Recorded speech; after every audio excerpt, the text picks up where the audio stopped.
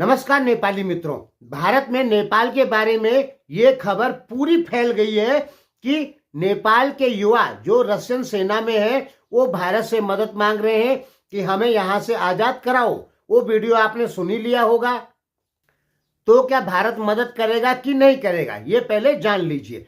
देखिए, भारत की बड़ी मीडिया आज तक TV9, भारतवर्ष, दैनिक जागरण, समाचार पत्र हो चाहे बड़े टीवी चैनल हो, सब में ये न्यूज आई है लगभग। तो भारत सरकार पे प्रेशर गया है। भारत सरकार रशिया को कांटेक्ट करके जरूर कहेगी कि भाई नेपाली नागरिकों को भी छोड़ो, यानी भारतीय दूतावास जरूर कहेगा। लेकिन एक बात और भी है, नारायण काजी श्रेष्ठ और लोवरोव के बीच में कुछ दिन पहले बातचीत हुई है नेपाली युवाओं को छुड़ाने के लिए।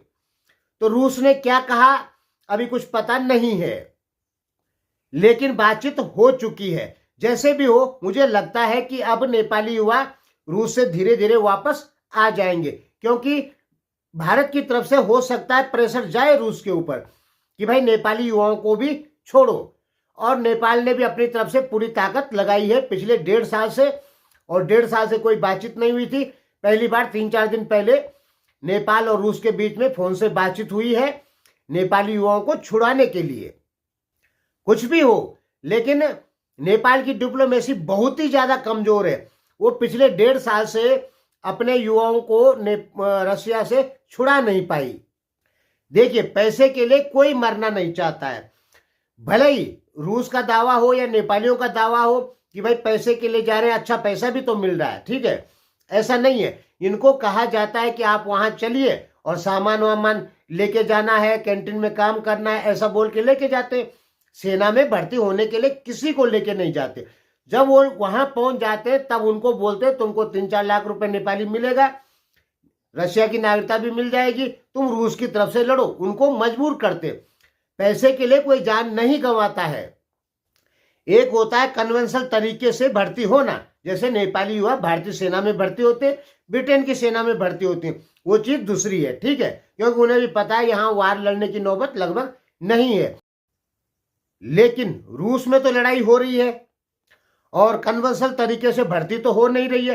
वो तो वैसे ही है, किसी को पैसा दो, उसको यहां बुलाओ, बोलो कि भाई मेरी तरफ से लड़, तो वो चीज दूसरी हो गई।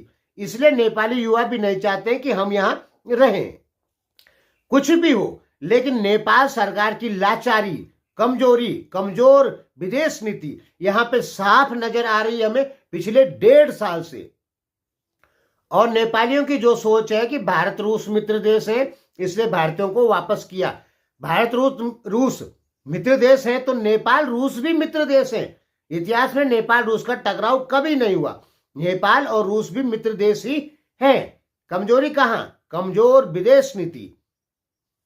नेपाल सरकार ढंग से इस चीज के पीछे पड़ जाती कि भाई हमें अपने नागरिक वापस लाने हैं, तो गारंटी था नेपाली युवा जो वहां परेशान हो रहे हैं, जिनका शोषण हो रहा है, वो कब का वापस आ चुके होते नेपाल में।